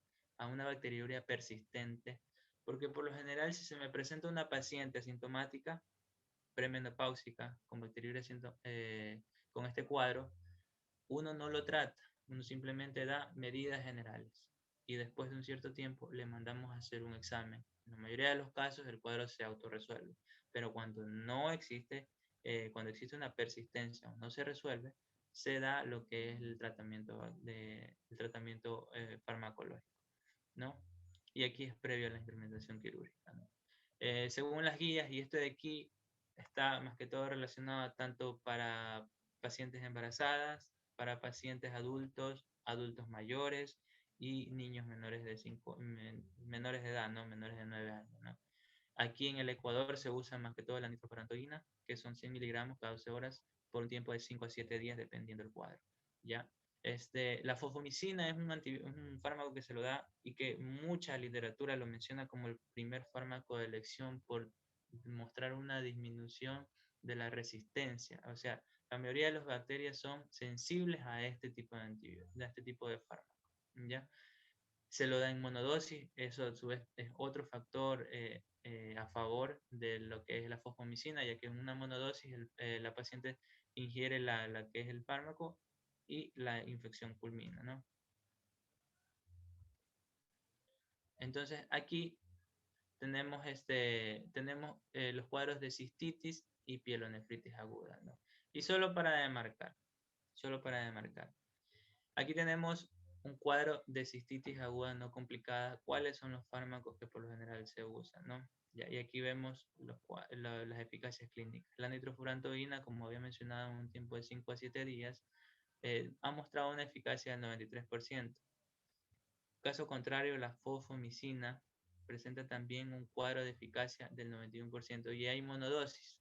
3 gramos, que es un sobre, en una sola dosis, presenta una eficacia grande. Duración, 1 día. Nitrofurantoína, fosfomicina. Aquí solamente quiero recalcar de que si nosotros mandamos nitrofurantoína, le cambiamos a fosfomicina y a pesar de eso no hay resolución del cuadro, yo lo etiqueto como una infección de vías urinarias complicada y ya no envío otro antibiótico. Envío directamente lo que es un urocultivo. Porque darle otro antibiótico va a provocar mayor resistencia bacteriana. Se tiene la costumbre, y por lo general, cuando yo laboré en la medicatura rural, cuando la nitrofurantoína no presentaba un tipo de eficacia, por así mencionarlo, se cambiaba a las quinolonas, ¿no? Y las quinolonas respondían, las infecciones de vías urinarias respondían muy bien a las quinolonas, pero esto no era una praxis buena, ¿ya?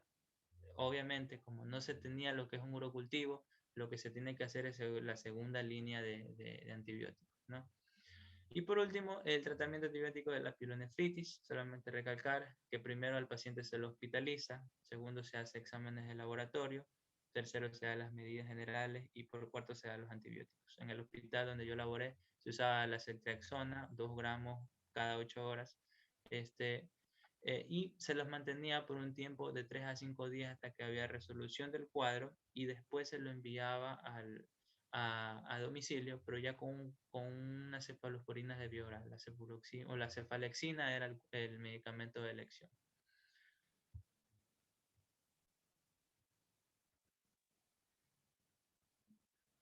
Y listo, chicos. Espero no haber cansado, no haber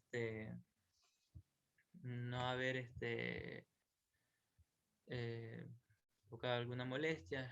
También espero que se haya abordado los temas importantes. Lo que respecta a las infecciones del tracto genitourinario, pues un abanico muy grande de connotaciones médicas, de buena práctica. Recuerden siempre no tratar de provocar en lo más mínimo un daño al paciente, evitando malas prácticas médicas, como ya había mencionado, lo que es la toma de muestra de orina, el uso incorrecto de antibióticos, de marcar bien al paciente y demás, ¿no? Entonces, Muchas gracias, doctor. De parte de ASOCEM UGEL le queremos agradecer por su participación. Una excelente ponencia. En realidad ha tratado de resumir de manera muy clara y precisa lo más importante sobre el tema y le quedamos muy agradecidos por ayudarnos con este tema. Muchas gracias a usted y a todos los participantes y también pedirle disculpas por el tiempo, que son temas que a veces se nos salen de las manos. Muchas gracias. Sí, muchas gracias.